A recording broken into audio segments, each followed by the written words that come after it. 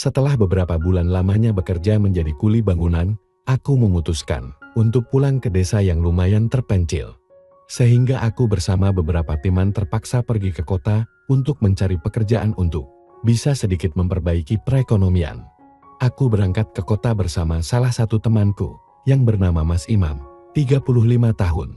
Tetapi dia ini sudah menikah dan belum dikaruniai keturunan, sedangkan aku belum berkeluarga. Oh iya, hampir lupa, namaku Anton, 22 tahun. Akan tetapi saat aku pulang itu, Mas Imam tidak pulang, karena dia baru pulang seminggu yang lalu dan sudah balik lagi ke kota. Dalam kesempatan ini, yang aku akan ceritakan adalah pengalamanku dengan istri Mas Imam itu, yang bernama Mbak Astrid, 31 tahun. Penasaran Kak, ceritaku ini seperti apa? Kok bisa-bisanya aku dapat kesempatan indah itu dengan istri temanku? Oke, yuk ikuti perjalanan ceritaku yang selengkapnya ini. Waktu akan pulang kampung itu, aku sengaja membeli beberapa film yang bagus untuk aku tonton saat di rumah. Ya hitung-hitung untuk pengisi waktu luang, apalagi kan di desaku itu, kalau malam hari, sepinya itu minta ampun, karena rumah-rumah masih sangat jarang. Akan tetapi, sungguh malang diriku, karena saat akan memutar film-film itu, ternyata player-ku rusak. Mungkin saja akibat lama tidak dipakai. Ahai, aku ingat, Mas Imam kan punya player, aku kan bisa pinjam? Mudah-mudahan saja. Mbak Astrid belum tidur, gumamku dalam hati. Sehabis mandi, dengan segera aku bertandang ke rumah Mbak Astrid untuk pinjam player itu. Tetapi aku sempat heran, karena saat itu baru juga jam 20.30. Akan tetapi ruang tamunya sudah gelap.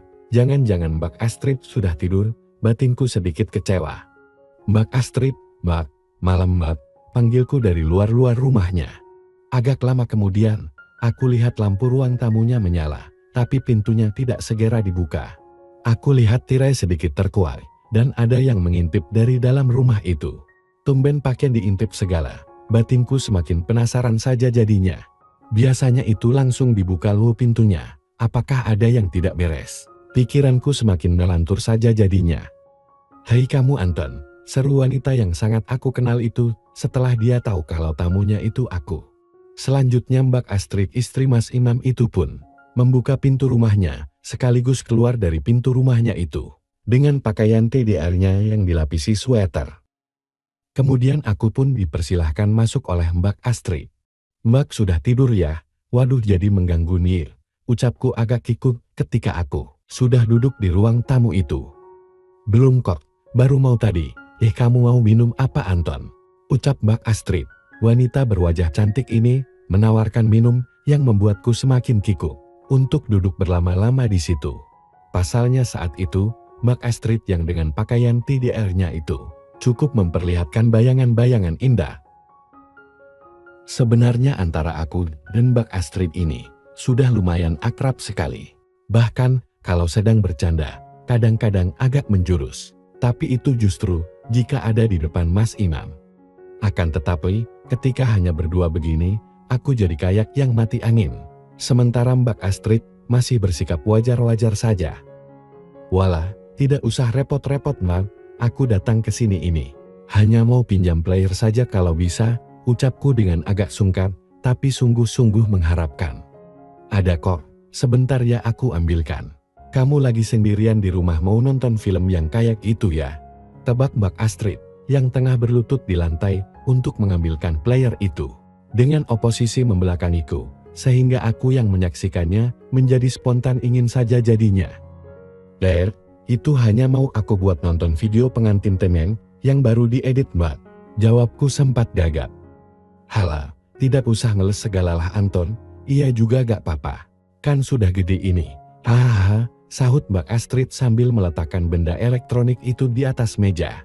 Dengan oposisi yang agak menunduk, sehingga mataku lagi-lagi bisa menangkap pemandangan yang begitu indahnya di malam yang sunyi itu. Sedangkan Mbak Astrid seolah tidak sadar akan hal itu.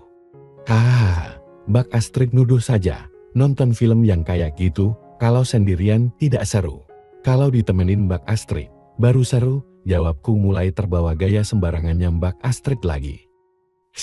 Bener ya Anton, soalnya seumur-umur aku belum pernah nonton film yang seperti itu. Soalnya Mas Imam tidak pernah ngasih aku nonton yang kayak gitu, kamu ada kan filmnya? Cerotos Mbak Astrid tanpa bisa aku jawab, dan sebelum bisa jawab, tiba-tiba Mbak Astrid berkata, "Ya sudah sana kamu duluan, aku mau ngunci pintu sama matikan lampu dulu," ucapnya tanpa menunggu jawabanku. Istri Mas Imam ini sudah menghilang ke belakang. Dengan gontai, aku pun melangkah pulang sambil membawa player milik Mbak Astrid itu. Saat itu, pikiranku jadi kacau banget, karena Mbak Astrid ternyata ingin ikutan nonton film itu sama aku. Setelah aku sampai di rumah, segera saja aku pasangkan kabel-kabel player itu ke monitor.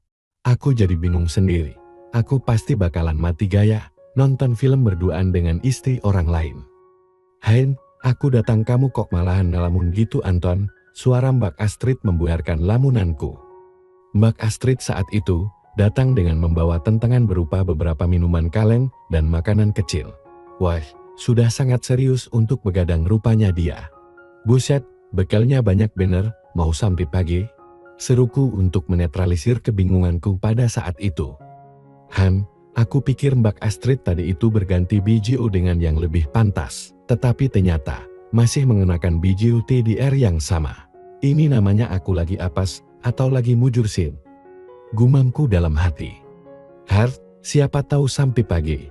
Anton, aslinya sebelum kamu datang tadi, aku di dalam rumah sendirian itu. Lagi takut banget tahu gak Sin? Kampung kita ini sepi banget. Makanya aku bawa banyak bekal ini. Entar kita ngobrol saja sampai pagi, setuju? Celoteh Mbak Astrid panjang lebar. Benar-benar gak berubah sikapnya itu mau ada atau gak ada suaminya juga. "Sekarang mau nonton yang mana dulu?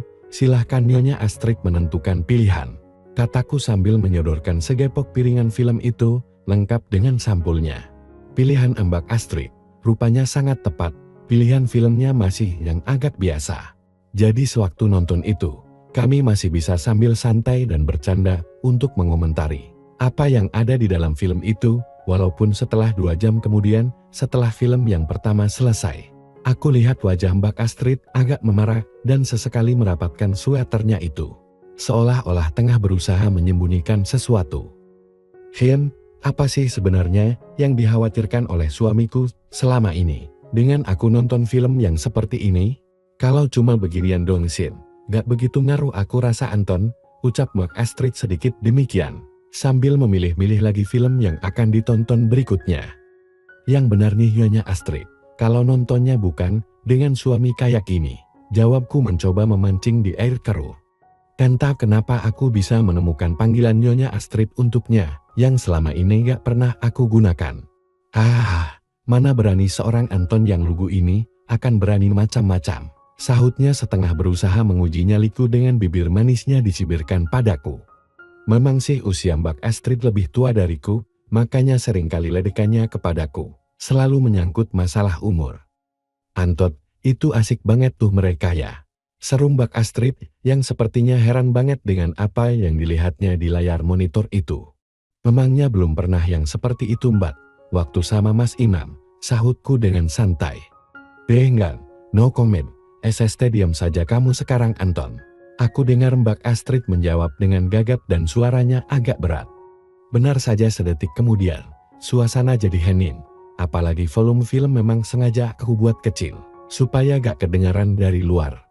Tapi kini yang aku dengar adalah suara nafas Mbak Astrid yang mulai tidak teratur. Sedangkan aku juga sudah semakin terhanyut dengan yang terpampang di monitor itu. Dengan segera aku tumpangkan bantal yang ada di kursiku itu, agar gak terlihat oleh Mbak Astrid.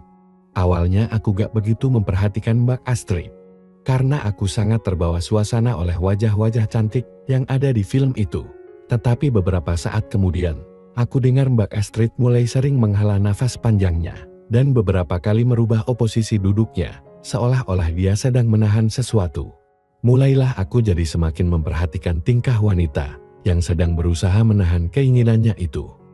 Aku lihat wajah yang cantik, yang berkulit putih itu, semakin memerah. 1,5 jam berlalu, sesekali aku lirik Astrid yang duduk di sebelahku itu. Tampak jelas, kalau keinginannya saat itu semakin hebat, dan sudah hilang komentar-komentarnya, seperti pada film yang pertama tadi itu. Pada saat menjelang film itu selesai, mata kami pun bertemu pandan. Aku lihat ada sorot mata yang aneh dari Mbak Astrid itu. Sementara itu, mataku pun sudah aneh juga di mata Mbak Astrid tentunya. "Anton," kudengar panggilan suaranya yang syahdu memanggil namaku. "Ya Mbak," jawabku tak kalah lirih. Dalam pandanganku saat itu, yang ada di hadapanku itu bukanlah Mbak Astrid sebagai wanita yang sudah aku kenal baik selama ini. Tetapi yang ada di dekatku itu adalah seorang wanita yang sedang sangat mengharapkan bantuanku untuk meredakan keinginannya itu. Dan entah siapa yang memulainya terlebih dulu, tahu-tahu tangan kami sudah saling menggenggam. Mbak Astrid menundukkan wajahnya ketika wajahku berusaha mendekat. Perlahan aku sibakan rambut panjangnya yang jatuh menutupi sebagian wajahnya itu. Kembali dia mengangkat wajahnya dan wajah kami hampir tak berjarak. Matanya menatapku penuh makna. Entah dari mana datangnya keberanianku saat itu. Tahu-tahu aku sudah berusaha untuk memulainya. Tetapi ternyata Mbak Astrid memberikan responnya dengan memberikan balasan atas apa yang aku lakukan itu. Tentu saja aku semakin nekat untuk melangkah lebih jauh lagi. "Anton, aku," bisiknya pendek. Dekat sekali suara itu di telingaku. "Ikuti saja Mbak," bisikku. "Aku takut, Anton," ucapnya. Tidak aku pedulikan lagi kalimat-kalimat Mbak Astrid itu, karena keinginanku sudah diubun-ubun. Apalagi Mbak Astrid juga sudah dalam keadaan yang sama denganku di malam itu. Akhirnya Mbak Astrid yang terus aku pancing-pancing itu dengan sangat bersemangat sekali, ingin agar aku segera menuntaskannya malam itu. Sekitar 21 menit kemudian, aku dan Mbak Astrid pun sama-sama sampai di penghujung tujuan kami berdua itu. Hening, sesaat setelah apa yang kami berdua cari itu, sudah kami dapatkan untuk yang pertama. Saat itu, aku lihat jarum jam di dinding menunjukkan angka 11.30. Saat itu tiba-tiba, aku dengar isak tangisnya. "Kenapa Mbak?" tanyaku dengan lembut. Lama tidak ada jawaban dari Mbak Astrid. Isak tangis Mbak Astrid makin terdengar. Aku elus pundaknya dengan penuh kasih sayang. Tapi tanganku malahan ditepisnya, seraya berkata, "Anton, aku sedih dengan kejadian ini, aku malu sama kamu. Dan aku merasa sudah melukai hati Mas Imam." Terdengar suara Mbak Astrid yang serak akibat tangisnya itu. "Malu kepadaku? Untuk apa malu? Justru aku merasa lebih dekat dan bahagia sama kamu Mbak. Walaupun sebenarnya tidak seharusnya dengan jalan yang seperti ini. Selama kita bisa memposisikan masalah ini pada porsinya, aku rasa Mas Iman tidak akan merasa kita sakiti Mbak," jawabku panjang lebar. "Aku takut suamiku tahu dengan apa yang telah kita lakukan ini Anton," sahut Mbak Astrid dengan suara yang semakin tenang. "Mas Imam tidak akan tahu selama kita tidak memberitahunya. Dan kondisi kita saat ini adalah seorang lelaki dan wanita yang punya keinginan yang harus dipenuhi saat ini juga. Kita tidak bisa menghindarinya Mbak, jelasku lagi. Lebih tepatnya, harus terpenuhi sepanjang malam ini, bukan hanya sesaat," sahut Mbak Astrid seraya berbalik menghadapiku. "Sepanjang malam ini Mbak?" tanyaku menegaskan. "Ya, bukankah malam ini masih panjang?" bisiknya penuh harap. Aku benar-benar tidak menyangka ibu muda yang kalem ini bisa berubah sedemikian hebatnya. Akhirnya malam itu, Mbak Astrid memintaku melakukan segala cara yang tadi dilihatnya itu. Dan yang belum pernah dia dapatkan dari suaminya, aku pun dengan senang hati mengabulkan keinginannya itu. Entah beberapa kali malam itu, kami berdua mendaki puncak yang terjal dan berliku itu. Hingga setelah menjelang pagi, Mbak Astrid berkata, "Sudah ya Anton, makasih banget untuk malam panjang ini. Aku gak akan melupakan malam indah sama kamu ini. Tapi aku berharap cukup sekali ini saja. Jangan sampai kita ulang ya Anton." "Janji ya," kata Mbak Astrid. Aku pun mengangguk saja, gak ada kalimat yang mampu terucap dariku. Selanjutnya aku antar Mbak Astrid pulang. Kejadian malam itu memang tidak pernah terulang lagi sampai saat ini. Dan hubungan kami tetap seperti sedia kala, sampai akhirnya Mbak Astrid mempunyai keturunan yang cantik. Entah itu hasilku, ataukah hasilnya Mas Imam. Hanya Mbak Astrid lah yang tahu, dan yang di atas sana. Tapi kejadian semalam itu benar-benar menjadi ikon yang hidup di hatiku dan Mbak Astrid. Beberapa kali kami melakukan video call setiap kali Mbak Astrid curhat tentang kehidupan malamnya dengan Mas Inam yang tetap monoton itu.